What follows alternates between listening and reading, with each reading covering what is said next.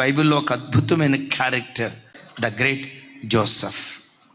యోసేపు ఉన్నాడు. 17 సంవత్సరాలు తండ్రి ఇంటిలో ఉన్నాడు. ఆ తర్వాత అమ్మబడ్డాడు, రాజు అయ్యాడు. తను రాజు అయ్యాడన్న వార్త తెలుసుకొని యాకోబు 70 మంది పరివారంతో కూడా వచ్చాడు. వచ్చే ముందు ఏం చేశాడో తెలుసా? నేను ఇప్పుడు వెళ్తే యోసేపు నన్ను చేర్చుకుంటాడో లేదో ఒకంత భయపడ్డాడు. బేర్షెబా దగ్గర బలిపీఠం గడితే ఆ రాత్రి దేవుడైన యెహోవా ప్రత్యక్షమై, యాకోబు యాకోబు, యోసేపు యొద్దకు వెళ్ళటానికి నువ్వు భయపడకు, నీతో కూడా ఐగుప్తుకు నేను వస్తాను, యోసేపు దగ్గరికి నువ్వు వెళ్తావు, నీ కొడుకు నిన్ను చేర్చుకుంటాడు, చనిపోయే ఆఖరి క్షణం వరకు నీ కొడుకు చేతులు నీ కళ్ళ మీద ఉంటాయి, నిన్ను జాగ్రత్తగా చూసుకుంటాడు, వెళ్ళు అని అంటే వెళ్ళటంతో అద్భుతం తెలుసా? 130వ సంవత్సరంలో యాకోబు ఐగుప్తు దేశానికి వచ్చాడు. దరిదాపుగా 17 సంవత్సరాలు ఐగుప్తు దేశంలో బ్రతికాడు. 147వ సంవత్సరంలో చనిపోయాడు. ఏ సంవత్సరంలో అంటే ఐగుప్తు దేశంలో ఎన్ని సంవత్సరాలు బ్రతికాడు?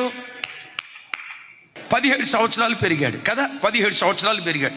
యోసేపు తన తండ్రి దగ్గర ఎంతకాలం పెరిగాడు చెప్పమంటారా? యోసేపు తన తండ్రి రుణం తీర్చుకున్నాడు.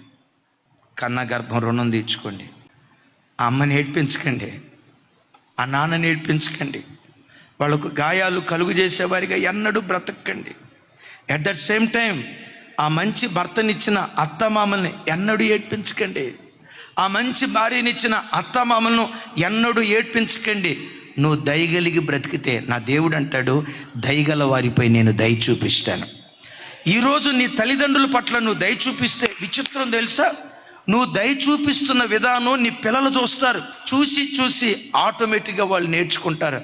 మా తాతయ్యని, మా నాయనమ్మని, మా తాతయ్యని, మా అమ్మమ్మని మా నాన్న ఎంత మంచిగా చూసుకుంటున్నాడు కదా, మా అమ్మ ఎంత మంచిగా చూసుకుంటుందో కదా, మా అమ్మా నాన్నలు వృద్ధాప్యానికి వచ్చిన తర్వాత నేను కూడా అలాగే చూసుకోవాలని ఆ బీజం నీ ప్రవర్తన ద్వారా వారి హృదయాలలో నాటబడటానికి దేవుడు కృప చూపిస్తాడు.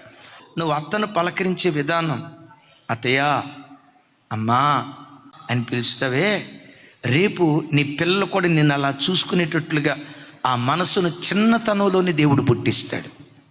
అట్లా కాకుండా ఈ ముసలిది సావనన్నా సావదు, దీంతో నేను ఏగలేకపోతున్నా అని అన్నావు అనుకో, ఈరోజు ఏది విత్తావో రేపు అదే కోసేటువంటి ప్రమాదం ఉంది.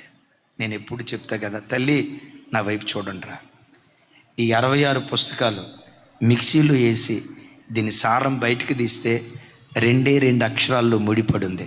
ఆ 2 అక్షరాలే ప్రేమ, ప్రేమ, ప్రేమ, ప్రేమ.